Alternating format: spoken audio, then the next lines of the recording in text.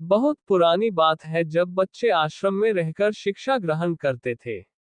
उस समय बच्चों को बचपन में आश्रम भेज दिया जाता था और जब तक उनकी शिक्षा पूरी नहीं हो जाती थी तब तक उनको घर आने नहीं मिलता था।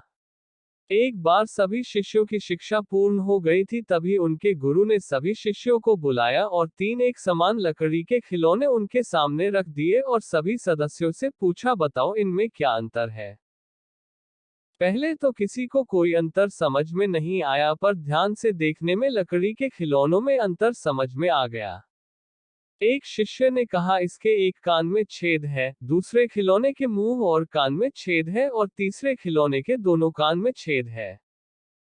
गुरु ने उन सभी सदस्यों से कहा, जीवन में तुमको भी इसी प्रकार के लोग मिलेंगे। पहला खिलौना जिसके दोनों कान में छेद है वह ये दर्शाता है कि जब आप किसी को अपनी समस्या सुनाएंगे तो वह एक कान से सुनेगा और दूसरे कान से निकाल देगा। ऐसे लोग कभी विश्वास के पात्र नहीं होते, इसलिए कुछ भी हो जाए ऐसे लोगों को तुम कभी भी अपनी समस्या मत बताना।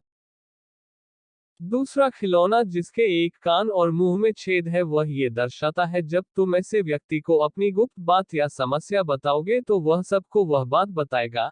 ऐसे व्यक्ति को कभी अपनी बात नहीं बतानी है, ना उस पर कभी भरोसा करना है। वह तुम्हारे सारे राज सबको बता देगा। तीसरा खिलौना जिसके एक कान में छेद है ऐसे व्यक्ति का प्रतीक है जो हमारी बात ध्यान से सुनते हैं और ना किसी से कहते हैं बल्कि हमारी समस्या का समाधान भी हमें बताते हैं। ऐसे व्यक्ति सदैव मित्रता करने के योग होते हैं और हमेशा हमारे सुख दुख में हमारे साथ होते हैं। जब भी ऐसा कोई व्यक्ति मिले जो तुम्हारी बात किसी से ना कहे और तुम्हारी हर समस्या का समाधान करे तो उसको कभी नहीं जाने देना, उसे हमेशा मित्र बना कर रखना। गुरु ने अपनी बात खत्म करते हुए सभी शिष्यों को आशीर्वाद दिया और कहा, यह मेरा अंतिम उपदेश है। मैंने तुम लोगों को बहुत ज्ञान दिया था, पर यह ज्ञान तुम लोगों को जिस समाज में जा रहे हो उसके लिए है। इसको हमेशा याद रखना और जीवन में आगे बढ़ना। शिक्षा, इस कहानी से हमें किस प्रकार के लोगों को अपना मित्र बनाना है और किस प्रकार के लोगों हमें दूर रहना है, इसका ज्ञान प्राप्त होता है।